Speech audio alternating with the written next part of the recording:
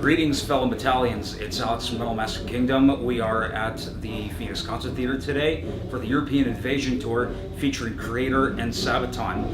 Kreator just ripped the 6 set, Sabaton's on now. The flag of hate has been raised, and it's being an awesome time right now. And it's great to be joined again by an old friend, Mille Petrozza from Kreator. Mille. Man. Great to hang with you again, as always. All right. So, welcome back to Toronto. Yeah, it's good. So you're currently on a big tour with Sabaton and Syra. Yes. How's it going so far? It's amazing. At first I was a little skeptical about the combination of the bands because we're sandwiched between two bands that don't play the same style as we do, but it works perfect. It's a night of metal, you know. I mean, yeah, exactly. We have Syra, who are more on the melodic side, then it's Kreator. We try to kill everybody inside. And then Sabaton have the more the heroic, the anthemic, and the great like cinematic metal style. So it's something for everyone. Yeah, I'd say. It's good to unify both worlds or different worlds of exactly, yeah. And it's like the audience gets along. Everybody has a great time. It's like it's like a nice metal show with a little bit of variety of styles. Exactly. You know? Yeah. It's not just the same old thing, which I really enjoy. I mean, don't get me wrong. You know, I would also like to tour with Thrash Band, but this is like a challenge every night. Absolutely. To go out there and play and because there's not only Kreator fans there. There's also a lot of Sabaton fans. So it's like it's a nice thing to play in front of different people. Yeah, you know? Exactly. For sure. And I know you guys last night had to cancel your show in Cleveland due to a bit of a viral infection. Everybody in the band was. How are you guys doing now? We needed that day off yesterday. Yeah. It was just too much. It was getting too much. You know, we were like saying, okay, we'll have a day off later on, and then. You know, we were like, okay, we have to cancel one show, and we didn't want to cancel one of these shows. So because the Cleveland show was only announced like 2 weeks before this tour, so we were like, okay, we'll come back to Cleveland and make up for it. Yeah. So this is probably a question that you've probably been asked many times before, but I don't think I've seen you answer it anywhere. Going all the way back to the beginning, how did guitar start for you? Did you take lessons or were you self-taught? I had a half a year of acoustic guitar lessons. Okay. And I had a friend who owned an acoustic guitar. I didn't even own one. I was going straight to electric guitar. Mm-hmm. And so I went to this guitar teacher, and he was like, and I asked him, you know, we learned all these songs like Bob Dylan songs and songs that I didn't even know of, Beatles songs. I was a metalhead, so I was like, why can't we learn like anything by Iron Maiden or Kiss or Judas Priest, Saxon? He was like, man, you went your fucking metal. So I was like, okay, I'll do something else. I just got the basics, with this the lessons that I took taught me kind of like the basics for like how to properly play a chord, but I ended up coming up with my own technique afterwards. So they teach you how to like tune. Yeah, kind of like that kind of thing, like the general, like getting a feel for the fundamental for the instrument, like getting to know the instrument as what it is. Right. And so for that matter, it helped. It gave me like a nice foundation and a nice kickoff, to start developing my own style, I guess. Absolutely, that makes total sense. And being a musician, I can relate to that as well. So. Yeah, you know what I mean. It's like you need to learn the basics. Yeah. Not too much. Yeah. And you shouldn't go too much into theoretic. I mean, there's no rules, so whatever. Exactly. Yeah, that's what it's about. So this year you're reissuing your 90s albums, Coma of Souls, Renewal, Cosmic Conflict, and Outcast on vinyl, colored vinyl, and digital and streaming and deluxe CD. Talk about how the idea to reissue those albums came about, and how come Endorama wasn't chosen. It will be. That came out on a different label. Oh, okay. So the rights are at a different label. So for next year, I'm planning on releasing all the albums starting from Endorama to Holzer Chaos. Okay. So that will be over work. We'll do like some remastering, some goodies. Find some bonus material and put that out again. So just to have we since Phantom Antichrist, there's so many new people that got introduced to the band, so that some people don't even know these records. So we keep re-releasing the stuff and make it like a nice package with like all the goodies and all the bonus material that we can find. Yeah, and it also makes sense that you're going to be releasing it next year from Endorama to Hordes of Chaos, because Endorama will celebrate its 20th anniversary. Absolutely, next year, and Hordes of Chaos will be 10 years. Yeah, so time goes like purpose. this. Yeah. And next year will be my 10th anniversary of being a fan of you guys. Got into you guys when I was in high school. All right. On Hordes of Chaos, I came in. That's cool. So awesome. While we're on the subject of the 90s, something I wanted to ask you about is a project that you were involved with in the 90s, Voodoo Cult, with Chuck Schuldiner, Dave Lombardo, and Philip Boa. The album Jesus Killing Machine was also pretty cool. Talk about how that project came together and how you got involved. I got to be honest with you. I was like, I've never worked like that before. When we did the Voodoo Cult record, I think the bass player in Voodoo Cult wrote all the songs, or most of the songs. Yep. And I was only supposed to play the guitar.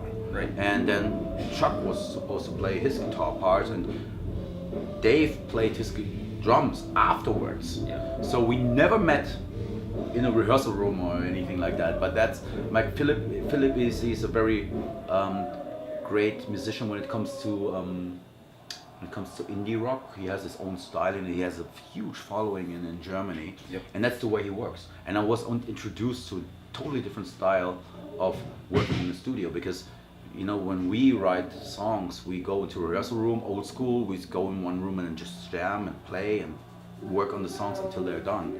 He would go a different path. Right. He would use the songs and just play the guitar to a click track and then have Dave Lombardo play to it. Yeah. So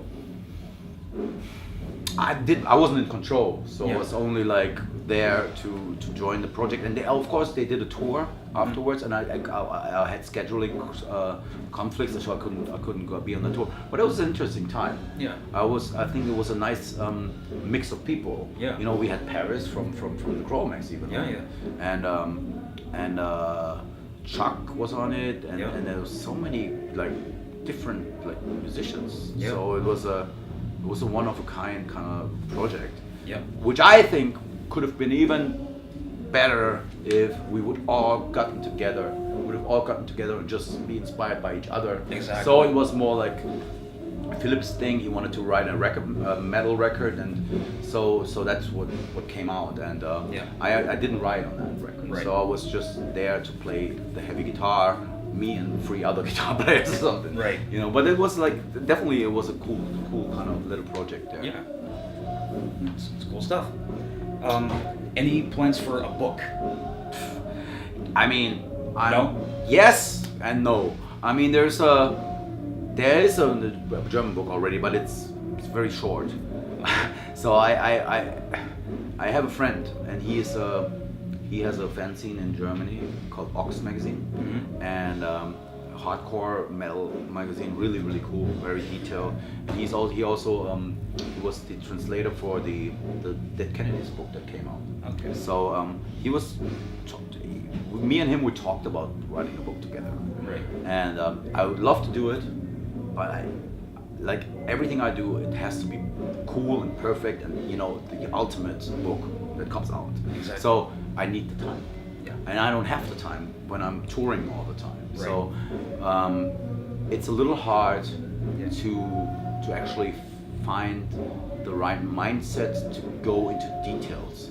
Yeah. Because it's a one in a lifetime opportunity, I think if you come up with the ultimate creator book with all the stories and all the interesting things that happened in the 80s or 90s, whatever, and go really into detail, it needs to be done properly and not like just rushed. So that's the only reason why there's no book yet. Yeah.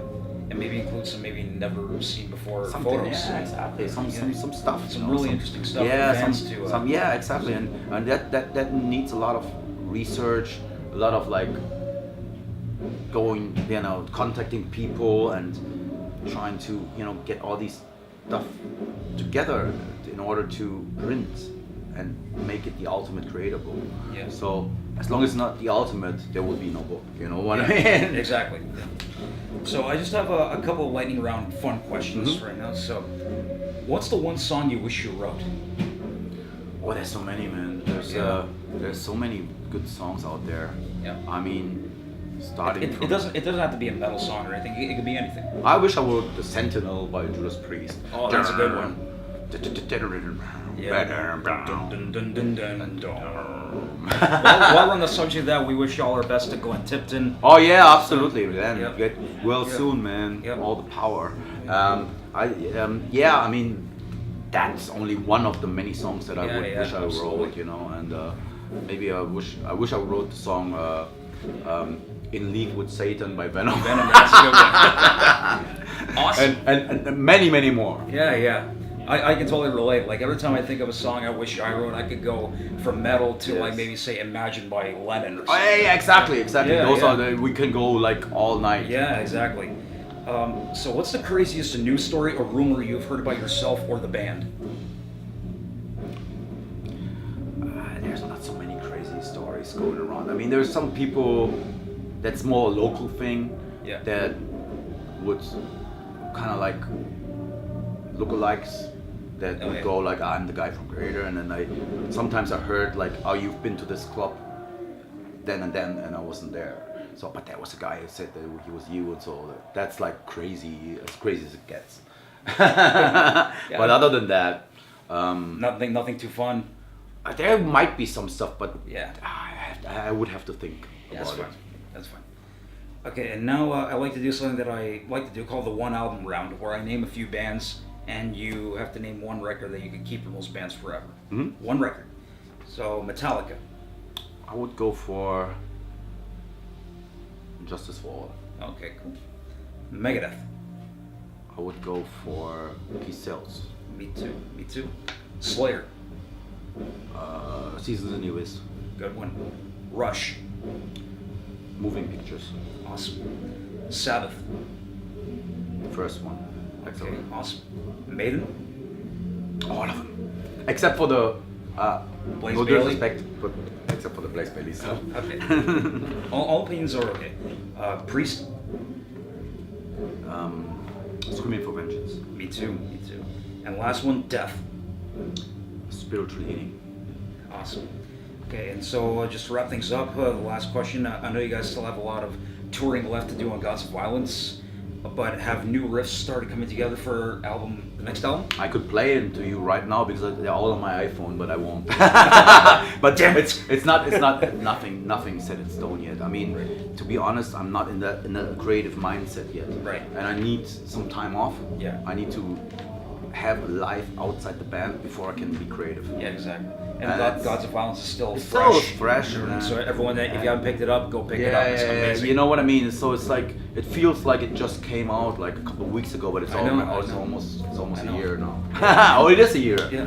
And when we were doing us at the website, we were putting our best of 2017. Me and one of our other teammates, Gods of Violence was album of the year. Absolutely, man. Yep. Right on. Awesome. There you go. So again, that's all I got. So Mille, thank you so much. Right, man. Any final words of wisdom to the fans? Oh yeah, man. I mean, we're in Toronto, and this was one of the. I was not just saying this on stage. It was definitely one of the craziest nights on the tour. Awesome. And being in that crowd, I could definitely tell the crowd was definitely into it. So. Oh yeah, it was good. So, for the remaining dates of the Sabaton and Kreator tour, go out to those dates and witness some kick-ass metal from two of Europe's finest. And like I said, pick up Gods of Violence. It's out now on Nuclear Blast Records, and catch Kreator on tour all year. And pick up the new reissues of Coma Souls, Oh, yeah. Renewal, Cosmic Conflict, and Outcast, coming out around in a couple weeks, right? A lot of stuff. No, it's out. A lot of stuff to pick up, right? Yeah. Awesome. So, I'm Alex. You're watching MiddlemasterKingdom.com. Hail to the hordes. We'll see you next time.